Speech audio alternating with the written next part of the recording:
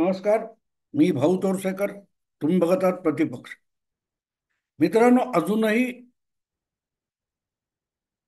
महाराष्ट्रात किंवा इतरत्र होणाऱ्या पक्षांतर्गत फाटाफुटीला ऑपरेशन कमळ म्हटलं जातं. आणि आता सुद्धा ऑपरेशन कमळ हा शब्द जिथून सुरू झाला तिथे या घडामोडी होत असल्याच्या बातम्या आहेत. मला आठवतं, खूप जुनी गोष्ट आहे, आजची नाही. अगदी पूर्वी ज्या वेळेला धर्मपाल नावाचे कर्नाटकचे मुख्यमंत्री होते. धर्मपाल याचा अर्थ सॉरी, धर्मपाल हे काँग्रेस नेते होते. धर्मपाल सिंग वगैरे असं काहीतरी नाव होतं त्यांचं. जे काँग्रेसने बहुमत गमावलं कर्नाटकमध्ये. आणि त्यानंतर झालेल्या निवडणुकीमध्ये काँग्रेसने बहुमत गमावलं आणि भाजप हा सगळ्यात मोठा पक्ष म्हणून निवडून आला. पण कर्नाटकची निवडणूक ही तिरंगी व्हायची. भारतीय जनता पक्ष, काँग्रेस आणि जनता दल सेक्युलर म्हणजे देवेगौडांचा पक्ष. तर अशा वेळेला काँग्रेसने देवेगौडांच्या पक्षाचा पाठिंबा घेतला आणि धर्मपाल सिंग हे तिथले मुख्यमंत्री झाले. आणि देवेगौडांच्या पक्षातर्फे देवेगौडांच्या पक्षाला उपमुख्यमंत्री पद देण्यात आलं. आणि तिथून पत्रकारांच्या आणि मीडियाच्या लक्षात सिद्धरामय्या नावाचा नेता आला. कारण सिद्धरामय्या हे त्यावेळेला जनता दल सेक्युलर पक्षात होते, देवेगौडांचे अनुयायी होते.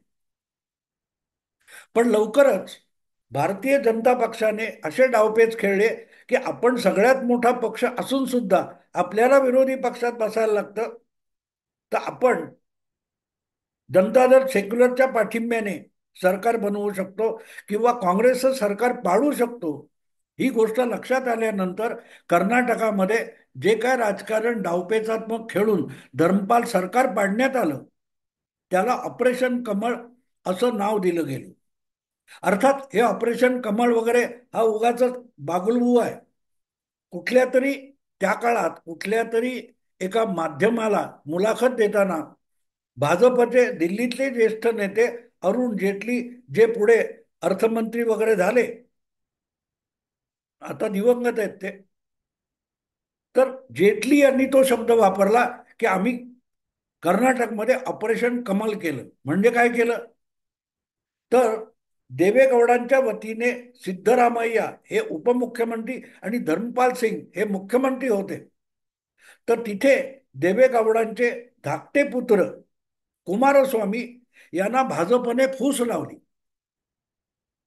की तुम्ही आमच्या सोबत या, आमदार घेऊन या, तुम्हाला मुख्यमंत्री करतो. आणि जे काय अजूनही विधानसभेचे 40 महिने शिल्लक आहेत त्यापैकी 20 महिने तुम्ही मुख्यमंत्री राहा, पुढचे 20 महिने भाजपचा येदियुरप्पा हा मुख्यमंत्री होईल. आणि ही तडजोड झाली. आणि हळूहळू करत देवेगौडा यांच्या पक्षातले एक एक आमदार हे सिद्धरामय्या यांच्या विरोधात बंड करून कुमारस्वामी यांच्या गटात जायला लागले. पक्षांतर थेट झालेलं नव्हतं, पक्ष शिल्लक होता आणि पक्ष जागेवर होता. पण एक वेळ अशी आली की शेवटी त्या धर्मपाल सरकारमधले जनता दल सेक्युलरचे मंत्री सुद्धा मंत्रीपदाचे राजीनामे देऊन विरोधी पक्षात दाखल व्हायला लागले. किंवा विरोधी पक्षात असंही म्हणता येणार नाही, ते आपण सिद्धरामय्यांच्या विरुद्ध आहोत असं म्हणायला लागले. आणि देवेगौडा मात्र सिद्धरामय्या हा आपला पक्का अनुयायी आहे आणि मी सेक्युलर आहे असं म्हणत राहिले. पण व्हायचं ते झालं. शेवटी बहुमत गमावल्यामुळे धर्मपाल सिंग यांना बहुमत दाखवता आलं नाही आणि आपल्या पदाचा राजीनामा द्यावा लागला.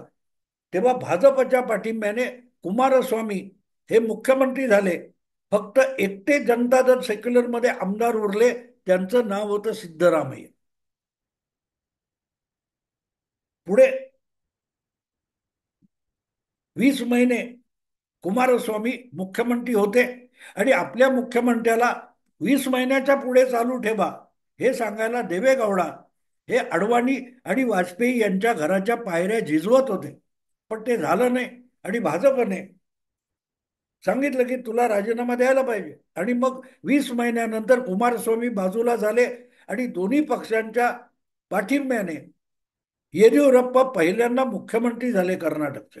मला वाटते कर्नाटक मधला तो पहिला भाजपचा मुख्यमंत्री होता. पण काही महिन्यातच कुमारस्वामी यांनी दगाबाजी करून पाठिंबा काढून घेतला आणि येदियुरप्पा सरकार गडगडलं आणि परत एकदा निवडणुका झाल्या. पण दरम्यान देवेगौडांवर नाराज झालेले सिद्धरामय्या हे सरळ पक्षाचा राजीनामा देऊन काँग्रेस पक्षात गेले आणि काँग्रेसने त्यांना विरोधी नेता वगैरे केलं. हे सगळं मी एवढ्यासाठी सांगतोय की आज नेमकी तशीच जिथून कमल ऑपरेशन कमल सुरू झालं तिथेच ऑपरेशन कमल परत एकदा सुरू झालेलं आहे. फरक इतकाच आहे की त्यावेळेला सिद्धरामय्या यांच्या विरोधात बंडाचा झेंडा उभा करणारे कुमारस्वामी होते. यावेळेला कुमारस्वामी नाहीये. सिद्धरामय्या देवेगौडांना सोडून काँग्रेसमध्ये गेले आणि काँग्रेसने त्यांना अगदी विरोधी नेता वगैरे केलं. हे सगळं झालं त्या काळामध्ये. हळूहळू करत सिद्धरामय्या यांनी काँग्रेस पक्षावरच ताबा मिळवला आणि ते मला वाटते दुसऱ्यांदा मुख्यमंत्री झाले. पण हे मुख्यमंत्रीपद मिळवताना सिद्धरामय्या यांना आपल्यातलाच एका नेत्याला दुखवायला लागलंय. त्याचं नाव आहे डी. के. शिवकुमार. डी. के. शिवकुमार हे काँग्रेसचेच आहेत आणि उपमुख्यमंत्री. डी. के. शिवकुमार यांनी अत्यंत आक्रमकपणे भाजप सरकारविरुद्ध आधीचं येदियुरप्पा नंतर काय तो दुसरं सरकार होतं त्यांच्या विरुद्ध किल्ला लढवला आणि काँग्रेसला बहुमत आणण्यामध्ये सगळ्यात मोठी मेहनत डी. के. शिवकुमार यांची आहे. पण काँग्रेसच्या हायकमांडची गोष्ट तुम्हाला माहिती आहे. त्यांना कर्तृत्वावर पुढे येणारा नेता काँग्रेसमध्ये चालत नाही. 2014ला आपली लोकसभेची निवडणूक हरलेला राजस्थान मधला काँग्रेसचा तरुण नेता सचिन पायलट याला राजस्थान प्रदेश काँग्रेसचा अध्यक्ष बनवण्यात आलं आणि पुढच्या निवडणुका आल्या 2018 मध्ये. तेव्हा त्याच सचिन पायलटने अख्खा राजस्थान पिंजून काढला होता आणि वसुंधरा राजे यांच्या सरकारविरुद्ध इतकं काहूर माजवलं होतं की निर्विवाद बहुमत काँग्रेसला राजस्थानमध्ये मिळालं. पण ते बहुमत आणणारा सचिन पायलट जो होता त्याला मात्र मुख्यमंत्री पद द्यायला हायकमांड राजी नव्हती. त्यांनी परत आपला लाडका अशोक गेहलोत तिथे आणून बसवला आणि तेव्हापासून सचिन पायलट नाराज होता. मध्यंतरी त्याने बंडही करून बघितलं. अखेर आता गेल्या विधानसभा निवडणुकीत राजस्थानमधून काँग्रेसचं बहुमत गेलं. पण ज्या प्रकारे मेहनत करणाऱ्या सचिन पायलटवर अन्याय झाला होता नेमकी त्याची पुनरावृत्ती कर्नाटकमध्ये झाली 1.5 वर्षापूर्वी. जेव्हा कर्नाटकात डी. के. शिवकुमार यांनी आकाश पाताळ एक करून काँग्रेस पक्षाला बहुमत आणलं तेव्हा सगळ्यांना वाटत होतं की हे करणारा डी. के. शिवकुमारच कर्नाटकचा मुख्यमंत्री होईल. पण सिद्धरामय्या आणि राहुल गांधी हायकमांड यांनी डी. के. शिवकुमार यांना मुख्यमंत्री होऊ दिलं नाही आणि तेव्हापासून आजपर्यंत उपमुख्यमंत्री म्हणून काम करताना डी. के. शिवकुमार शक्य तितके आपला मुख्यमंत्री सिद्धरामय्या याला अडचणीत आणत असतात. पण अर्थात त्यांच्याही तोंडाला मधाचं बोट लावलेलं आहे. डी. के. शिवकुमार यांच्या अपेक्षा हायकमांडकडून लपलेल्या नव्हत्या. पण त्यांना तडजोडीला भाग पाडण्यात आलं की सध्या तुम्ही उपमुख्यमंत्री व्हा आणि विधानसभा मुदत 5 वर्षाची आहे.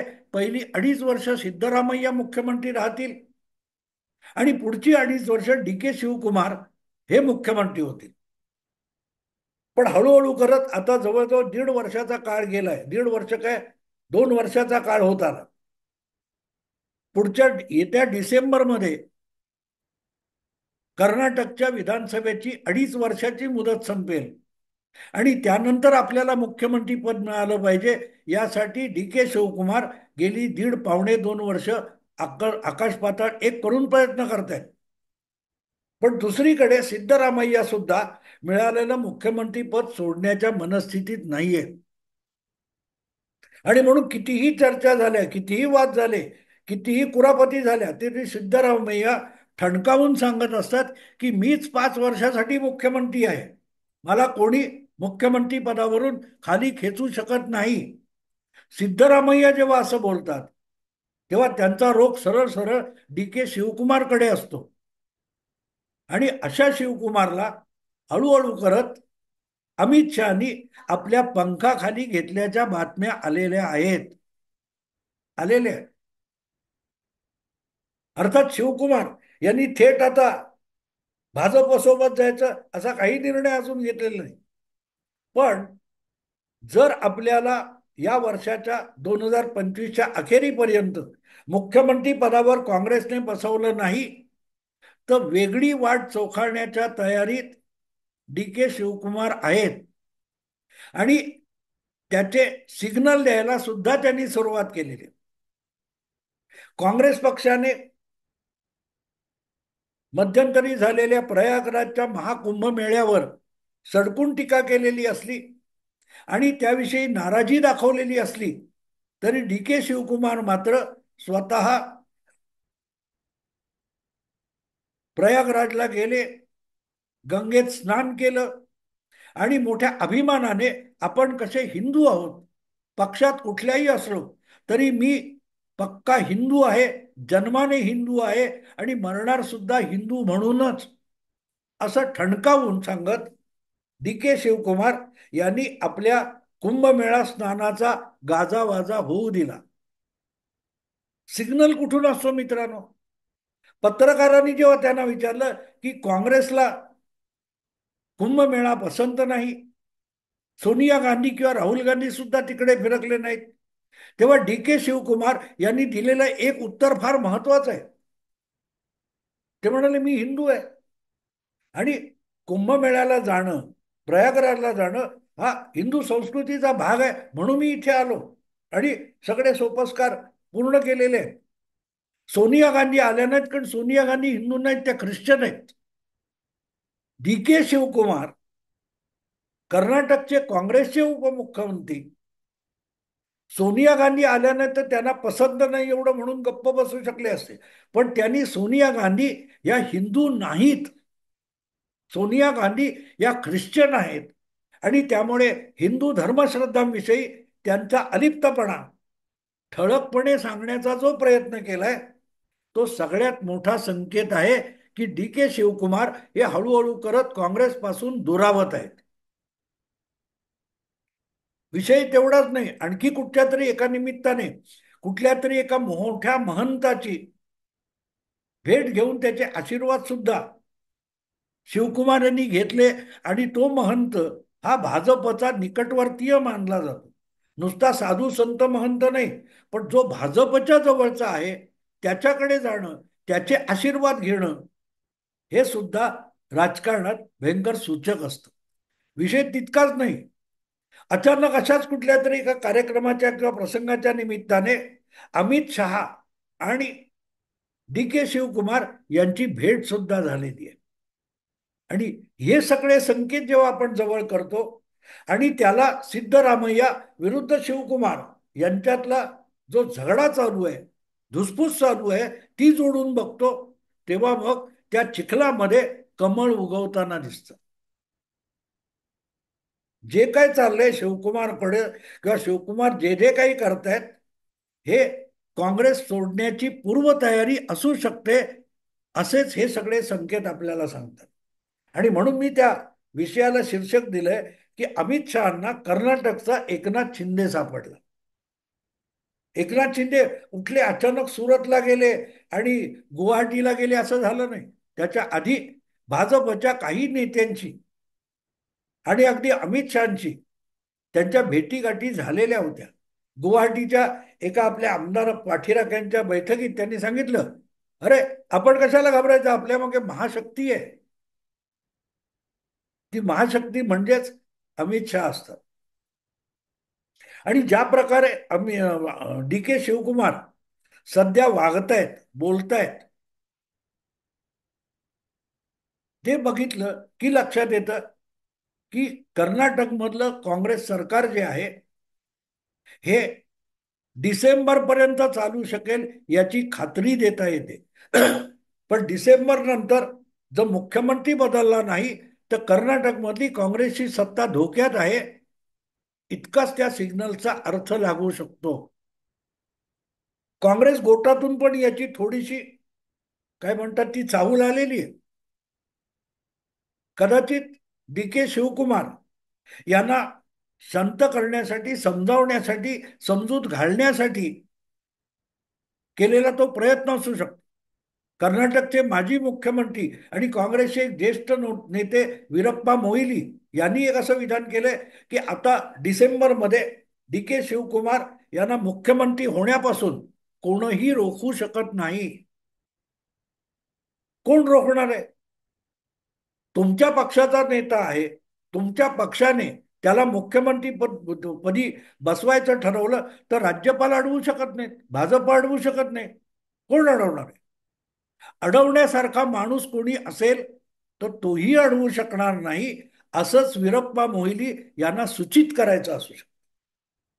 वीरप्पा मोईली हे कोणाला सांगतायत की डिसेंबर पर्यंत डी के शिवकुमारला मुख्यमंत्री होण्यापासून कोणीही रोखू शकत नाही. यातला कोणीही म्हणजे कोण? साधी सरळ गोष्ट आहे. ना राज्यपाल ना भाजप. मग उरला कोण? सिद्धरामय्या. जो आत्ताचा मुख्यमंत्री आहे तो बाजूला झाल्याशिवाय त्याची जागा काँग्रेस पक्ष डी के शिवकुमारला देऊ शकत नाही. आणि म्हणून वीरप्पा मोहली यांचं जे वाक्य आहे त्यातल्या कुठल्या कुठल्या शब्दाचा अर्थ काय काय घ्यायचा याला महत्व येतं. वीरप्पा मोहली स्पष्टपणे सांगतात की सिद्धरामय्या यांनी कितीही प्रयत्न केले तरी 2.5 वर्षापेक्षा अधिक काळ त्यांना मुख्यमंत्रीपदी राहता येणार नाही. त्यांच्या जागी डी के शिवकुमार यांना आणलं जाईल आणि नाही आणता आलं तर कुठल्याही मार्गाने डी के शिवकुमार ते पद बळकावून बसणार आहे. याचा अर्थ वीरप्पा मोईली स्पष्टपणे सिद्धरामय्या आणि पक्षाच्या हायकमांडला सरळ सरळ सूचना देत आहेत की डी के शिवकुमार ज्या तयारीला लागला आहे तिकडे डोळसपणे बघितलं नाही तर कर्नाटकात काँग्रेसला सत्ता गमवावी लागेल. उद्धव ठाकरे यांनी एकनाथ शिंदेकडे दुर्लक्ष केलं. मला माहिती होतं म्हणणं होते, म्हटलं जात आहेत जाऊ देत. काय झालं? उद्धव ठाकरेंची सत्ता गेली. बरोबर आहे ना? तेव्हा वीरप्पा मोईली नेमकं तेच सांगतायत की सिद्धरामय्याला वेळच्या वेळी बाजूला करून डी के शिवकुमारला काँग्रेसच्या हायकमांडने मुख्यमंत्रीपदी बसवलं नाही तर सत्ता काँग्रेसच्या हातून जाईल. नुसता डी के शिवकुमार आमदार घेऊन जाईल असं नाही, सत्ता पण काँग्रेसच्या हातून निसटते. आणि भाजपच्या मदतीने डी के शिवकुमार हा कर्नाटकचा मुख्यमंत्री व्हायला गेला तर अल्टिमेटली सत्तेचा काही हिस्सा भाजपकडे जातो आणि डी के शिवकुमारची सगळीच्या सगळी सूत्र, त्याला हवा तसा खेळवायचे सगळे अधिकार आणि ताकद भाजपच्या हाती जाते. हेच वीरप्पा मोईली यांना सुचवायचं आहे. अर्थात सुचवायचं आहे ते राहुल गांधी, प्रियंका वाड्रा यांना कितपत समजेल माहिती नाही. पण एक गोष्ट साफ आहे, एक गोष्ट साफ आहे की डी के शिवकुमार हा ऑपरेशन कमळ यामधला एक मोहरा आहे. कर्नाटकात एकनाथ शिंदे म्हणून डी के शिवकुमार धाडस करायला हळूहळू तयार होत आहेत. आणि म्हणून मी म्हटलं की अमित शहा यांच्या गळाला कर्नाटकचा एकनाथ शिंदे लागलाय असं माझं या सगळ्या बातम्यांमधून मला वाटलं ना, एक निष्कर्ष आहे, आशय आहे. अर्थात काँग्रेस थांबवू शकतं, पण ते काँग्रेसच्या इच्छेवर आहे, तुमच्या माझ्या इच्छेवर नाहीये. बघू काय होतं. आत्ता इथेच थांबतो. आवडलं लाईक करा, शेअर करा आणि प्रतिपक्षाला सबस्क्राईब करा. नमस्कार.